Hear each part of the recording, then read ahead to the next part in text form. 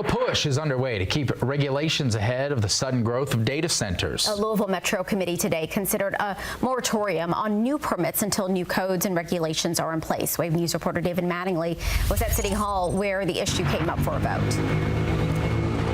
Myra, this is a case of government trying to catch up to an industry that is racing ahead right now. The Louisville Metro Council today took its first steps toward trying to get a handle on regulating data centers. Data centers house the machines that handle the massive amounts of data needed for future technologies like AI.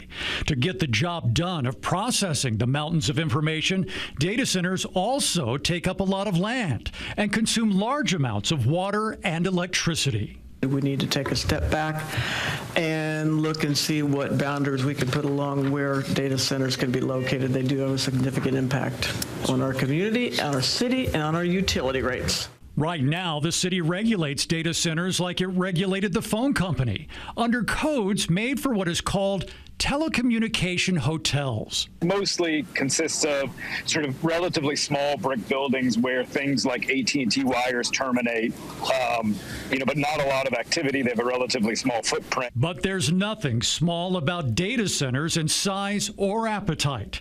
A data center planned for Southwest Louisville would be capable of consuming enough electricity to power 280,000 homes. Critics want to see new regulations that include reduced water consumption and energy efficiency measures. What is the extent, breadth, and depth of the impacts on the community as a whole? And how will we blunt those impacts if indeed we're going to have data centers here? Now, the committee today voted to table the discussion they were planning to have on a moratorium of new data centers.